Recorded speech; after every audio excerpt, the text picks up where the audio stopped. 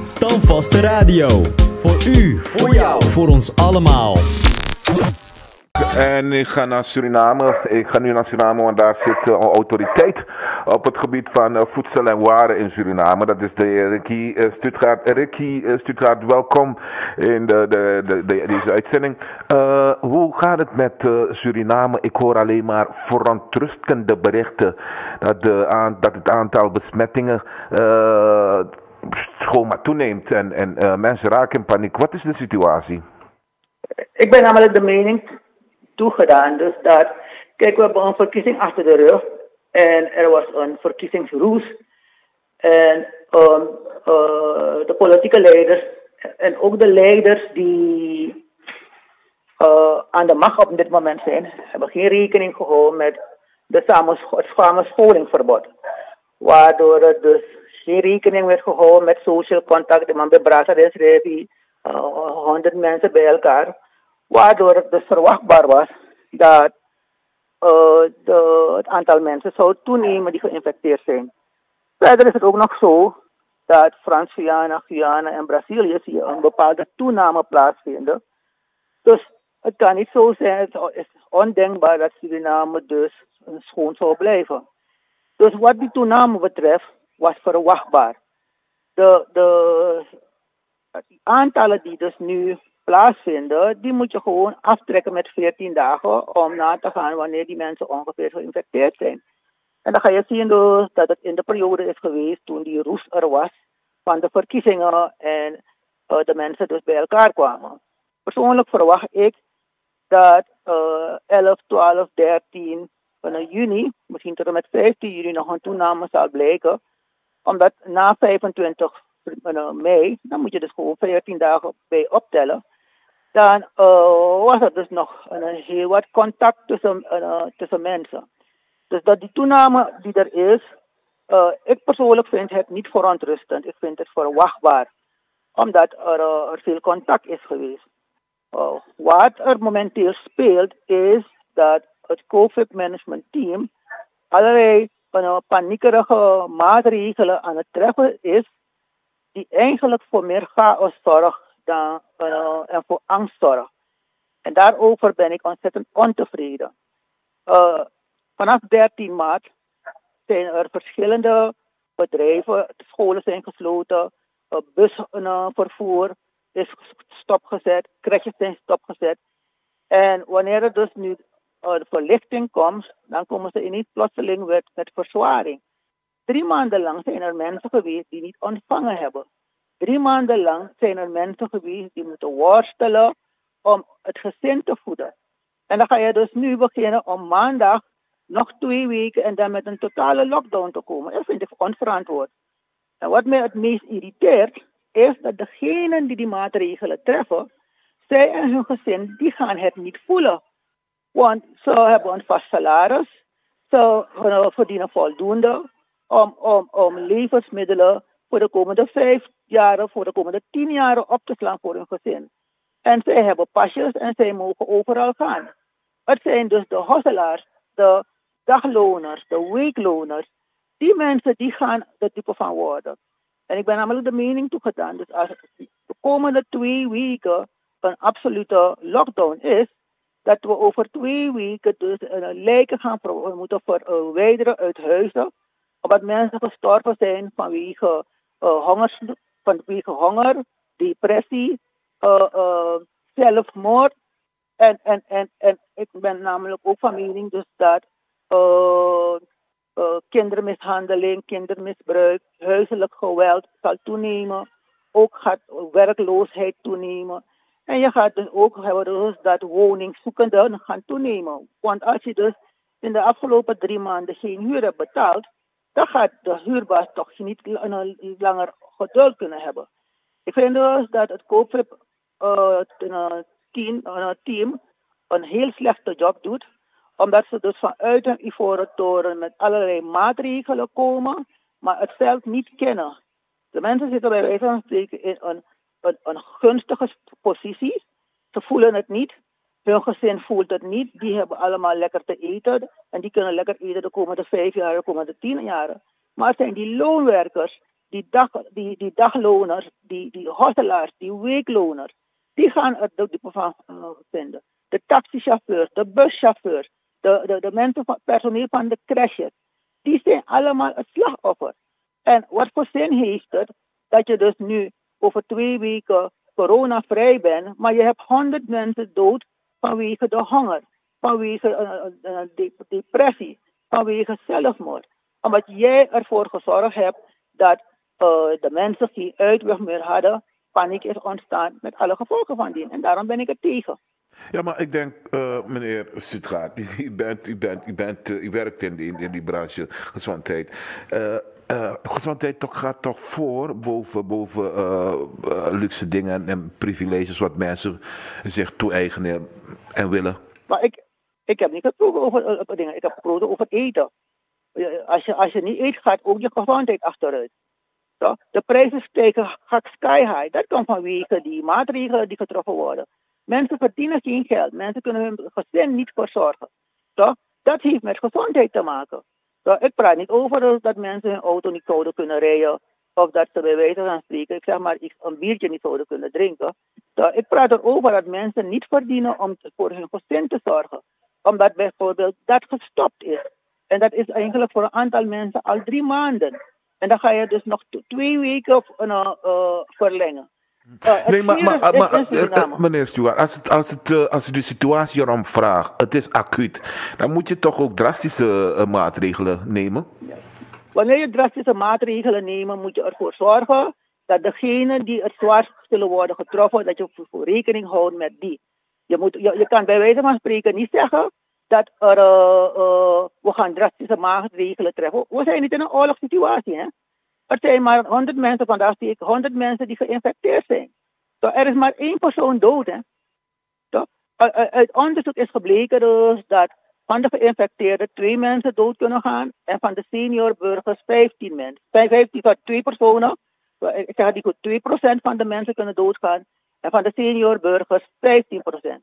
En dat zijn het dan mensen die een onderliggende ziekte hebben. Bijvoorbeeld een chronische ziekte zoals kanker, hoge bloeddruk, suiker, hart- en vaatziekten. Die mensen ook belanden in intensive care en die mensen gaan dood. 80 tot 85% van de mensen wordt beter zonder medicatie. 30 tot 35% van de mensen gaat niet eens doorhebben dat dat griepje die ze hadden, dat het een COVID-virus griepje was. Dat is de situatie. En we hebben bij wijze van spreken dus maar 1 dode. In Suriname op dit moment zijn er meer dan 25 mensen gestorven in het verkeer.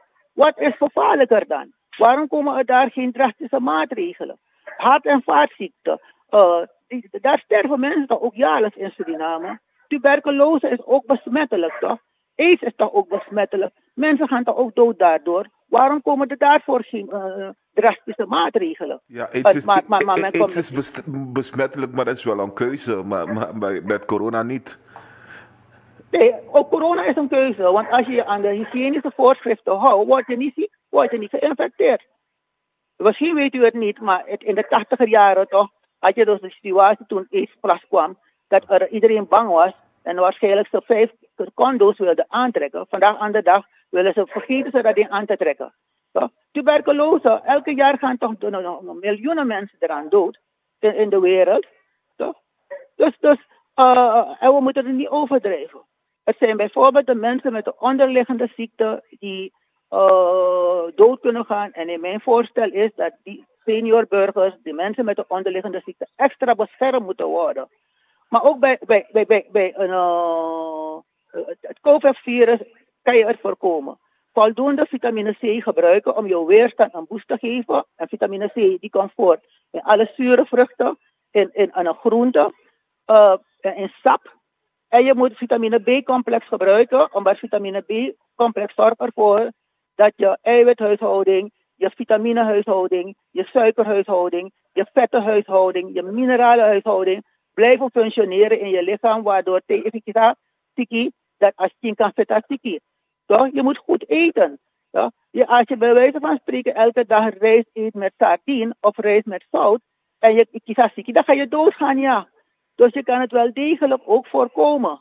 Toch? Maar wat er dus nu gebeurt is waanzin. Er is geen oorlogssituatie in Suriname. En ik doe een beroep op de juristen om dus na te gaan als het COVID-team niet bezig is de mensenrechten van de burgers te vertrappen. Met allerlei strenge maatregelen. Ja? Want we moeten ook niet vergeten dat de NDP heeft recent de verkiezing verloren. En het kan altijd bij wijze van spreken zijn dat men onder het mom van COVID-virus allerlei strafmaatregelen bezig zijn. Slavernij is al afgeschaft. Immigratie is al afgeschaft. Toen had je strafmaatregelen. Toch? Maar het COVID-team is steeds met bedreigingen bezig. Steeds mensen bang aan het maken. Je gaat eerder dood door angst dan door die aandoening. Maar wat voor belang zou het COVID-team hierbij hebben om wat u nu suggereert, hè? Ja, je kan bijvoorbeeld hebben dat op een bepaald moment noodtoestand moet worden afgekondigd.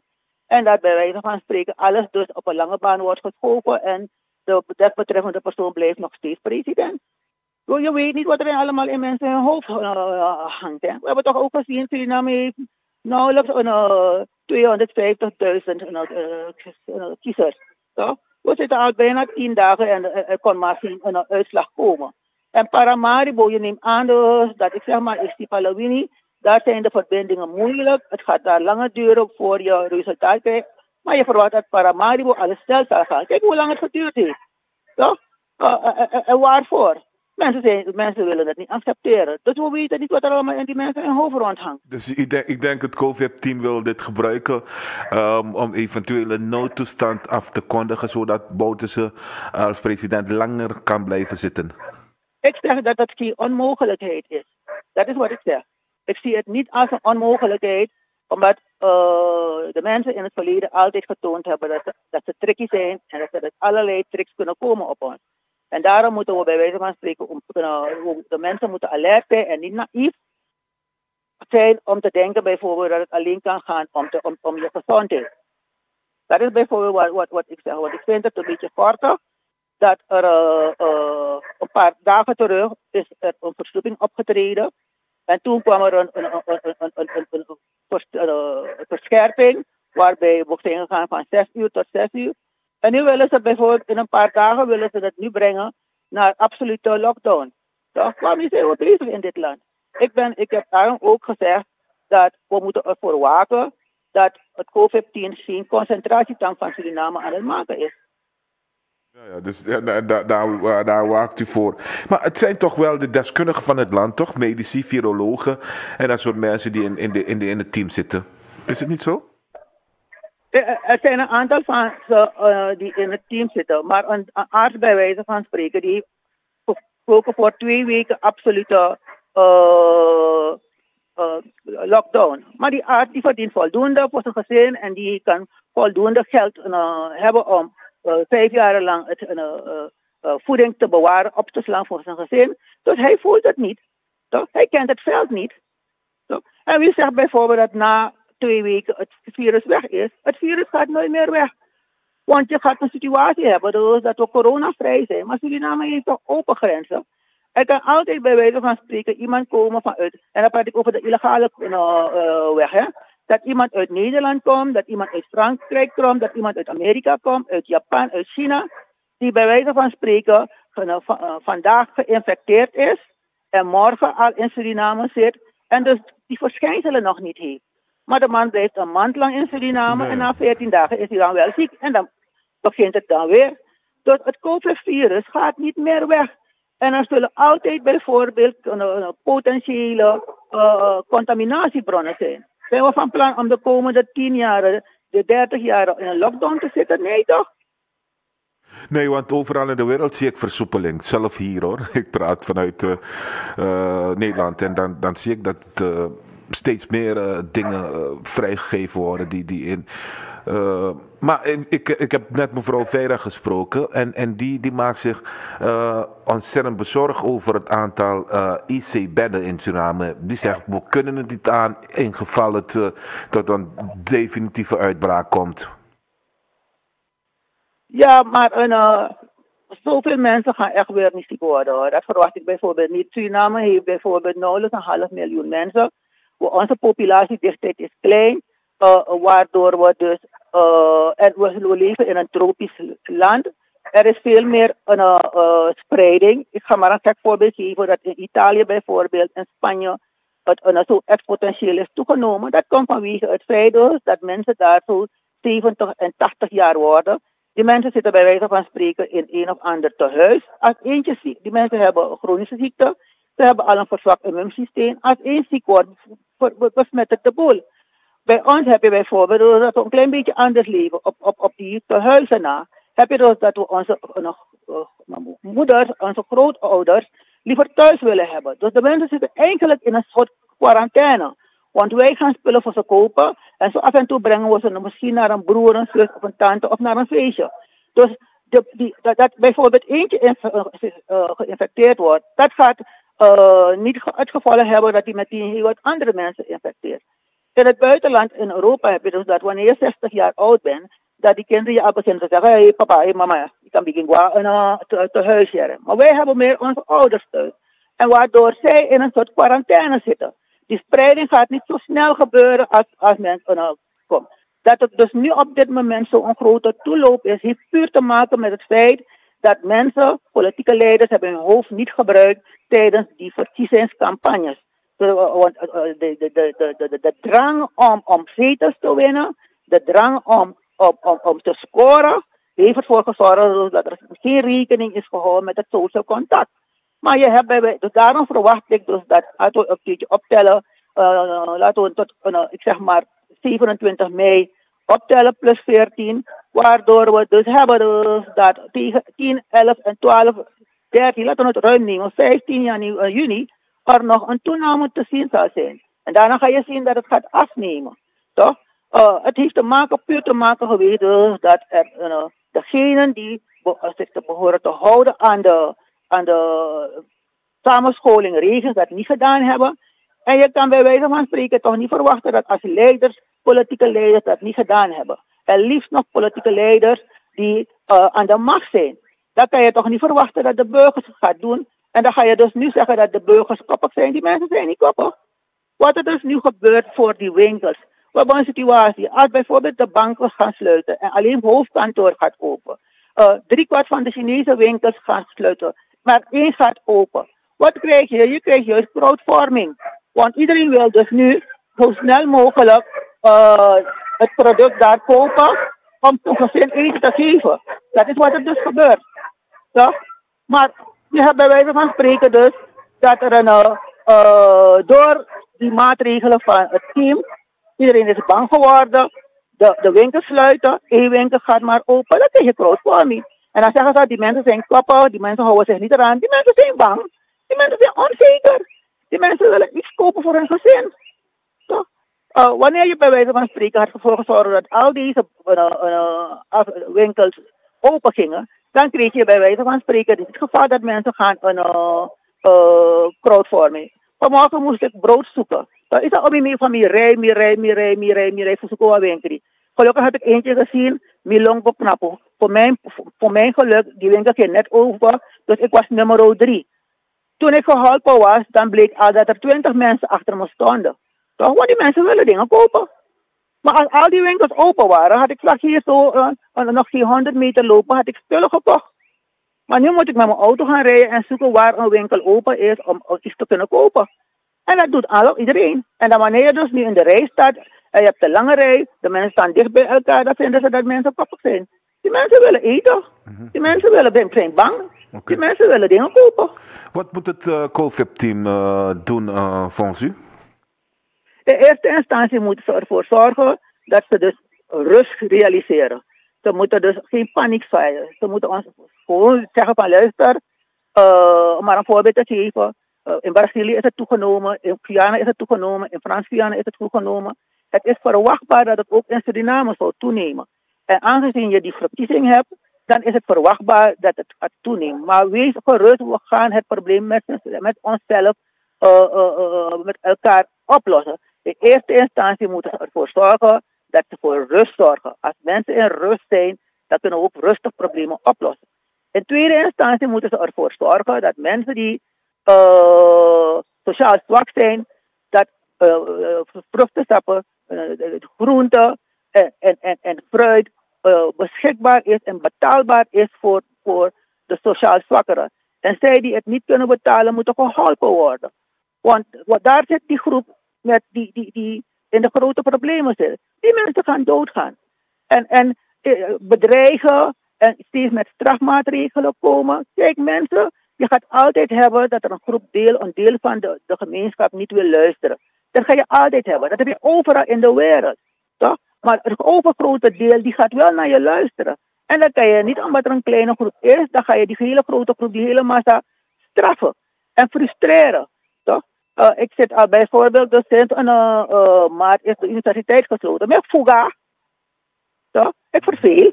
Ja. Ik heb nog een beetje internet om te kunnen kijken wat er in de wereld gebeurt. Maar als anderen dat niet hebben. Als je bij wijze van spreken in een 2x2 woont. 20 mensen, 4 generaties. Toch? En nu moet je eenmaal 24 uur in dat huis zitten. Wat denk je dat er gaat gebeuren? Stress. Huiselijk geweld. Ja. En dat is de maatregelen die het COVID-team heeft gedaan, gerealiseerd. En daarom ben ik er tegen. Nou, nu er tegen bent, is er een mogelijkheid om in actie te gaan bij een of andere instantie? Nee, toch?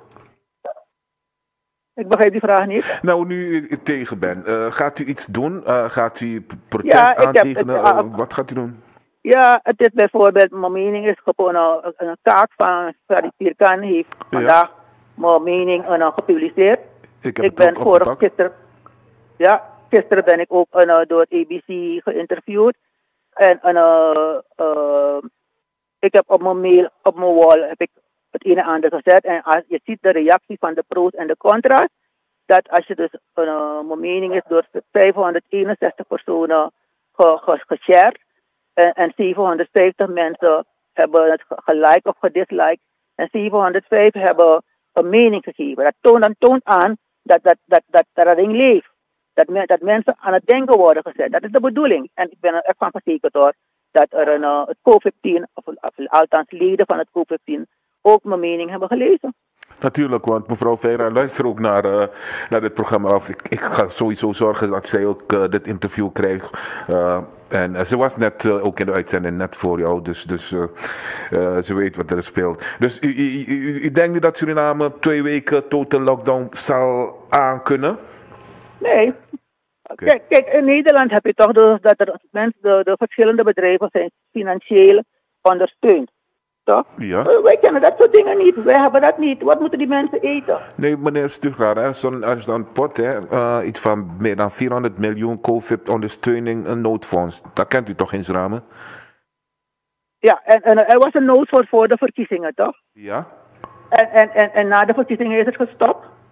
De beleiddag is nu gestopt. Nee, en nu komen ze ons vragen. Nee, er is geld van de staat en andere middelen beschikbaar gesteld. Het gaat om meer dan 400 miljoen SRD. Ja, maar als die heeft de regering... Ja, maar als het de mensen niet bereikt die het moet bereiken, dan is er geen geld. Kijk, ik sta nu buiten op mijn perceel. En als bij wijze van spreken onder de grond bij mij waar ik sta goud is. En niemand weet het. Toch? Dan ben ik niet rijk, toch? Dus je bent pas rijk wanneer je het in handen hebt. Dus het geld is in verkeerde handen beland, zegt u dan weer? Nee, ik weet niet waar het geld is. Maar ik weet wel dus dat de sociaal zwakkeren, de mensen die het nodig hebben, het in elk geval op dit moment niet gekregen hebben. Nou, dan is het wel op de verkeerde plaats gegaan dan, als de mensen die het nodig hebben niet kregen.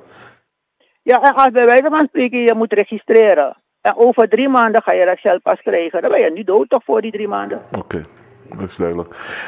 We gaan het hierbij laten, meneer Stutgard. Ik dank u voor uw tijd en toelichting.